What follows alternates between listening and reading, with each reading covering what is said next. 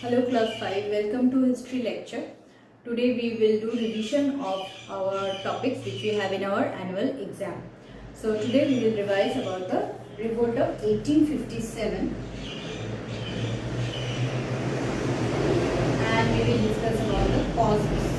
Causes of the revolt of 1857 is our today's topic. So we'll see that under which heads we will discuss this answer. If the question comes, what are the causes of the revolt of 1857 or what are the factors that led to the outbreak of the revolt of 1857, we will discuss this answer after the introduction. We will start with separate causes. So we have already discussed, and today we will again see that what are the different heads. Like there were social causes, then we have the political causes, then we have economic causes, social, political, economic, then we have military causes, then we have the immediate cause. So under these heads we will discuss about the causes of the revolt of 1857, and there we will see that first is our social cause. There we will see the main social cause was the racial discrimination of the Indians. So what we see is that Indians were socially very much discriminated by the British people. The Indians were given a low status in the society as compared to the British, and they were not given important post and not given any importance in the society. So there was racial discrimination, which was a major factor for the people to take part in the revolt of 1857. The common people are coming and taking part in the revolt of 1857 mainly because of the social discrimination or the disparity in the society. Political cause, now we see that the main political cause was the introduction of the doctrine of lapse. This doctrine of lapse, as we know, was introduced by Lord Dalhousie. So Lord Dalhousie introduced this policy for capturing more and more Indian states under the British control. So what happened is that by this policy, many Indian states were taken under the control of the British rule. Moreover, the right of the Indian to adopt a male heir, that right was also taken away. So by this policy of doctrine of lapse, it was said that the Indian rulers, if they do not have any natural male heir, that kingdom will pass on to the British.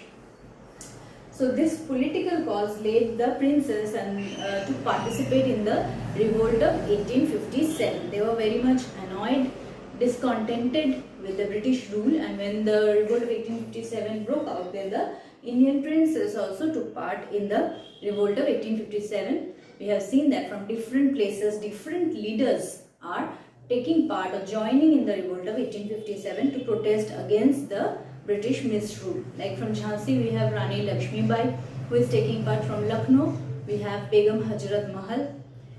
Then we have Nana Sahib from Kanpur. From Kanpur we also see that Tantia Topi helped Nana Sahib as well as he helped Rani Lakshmi Bai also. Then from Bihar we have Kunwar Singh. Like this we see that from different places, different rulers are coming in the forefront against the British misrule. The way they are exploiting the Indians, the way they are capturing Indian territories, that was the main reason for the people, for the princes or the rulers to take part in the revolt of 1857. Next comes the economic factor. Economic factor, what we see is that huge taxes was imposed, and there was we see that deindustrialization.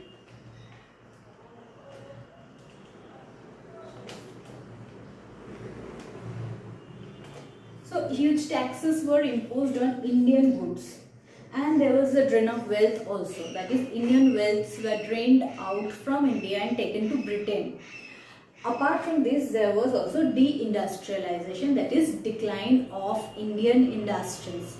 So as Indian industries were declining very much during this time, Indian economy was deteriorating and India's economic condition was very poor. So Indian people are suffering because of this British rule, because of their poor economic condition, There what we see is that the huge tax which was imposed on the Indian people, that was also not used in India for their development. Rather, the tax that they are getting, they are sending it to Britain for their industrial progress.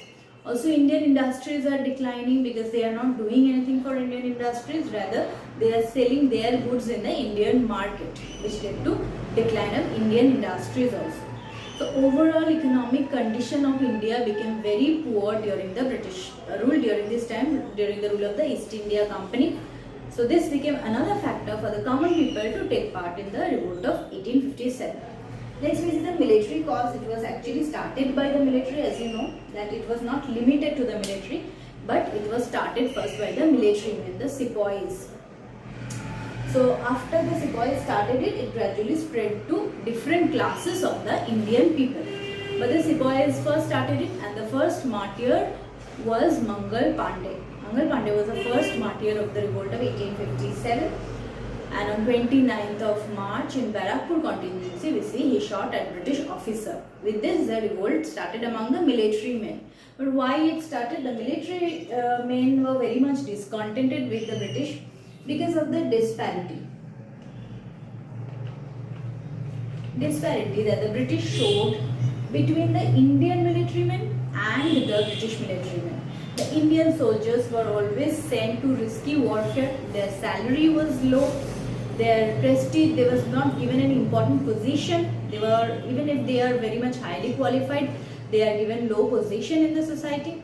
Then we see that they were sent to risky warfares like this. Overall, the Indian soldiers were given a low status.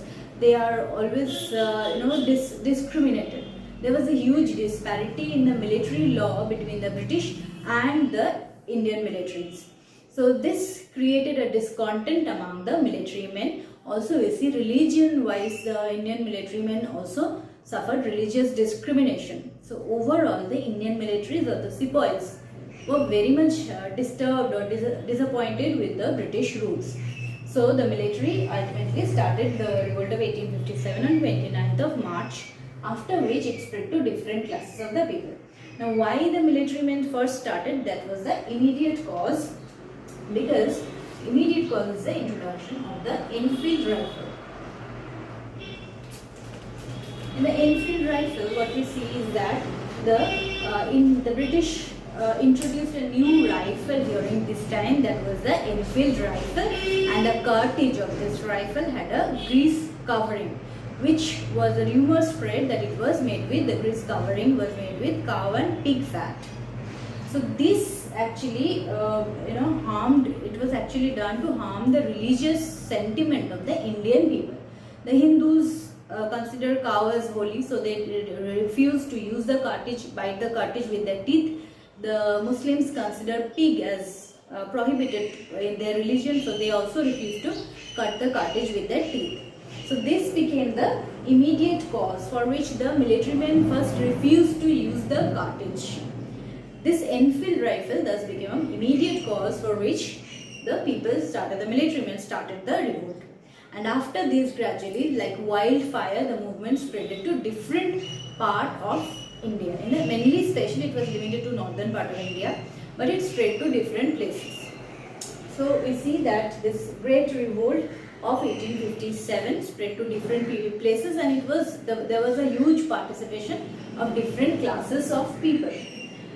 And there we see that these are basically the main cause for the outbreak of the revolt of 1857.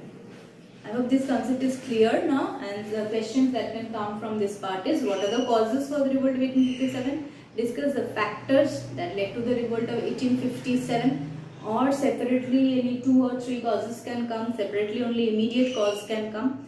So these are the things that you will learn from this part of the chapter.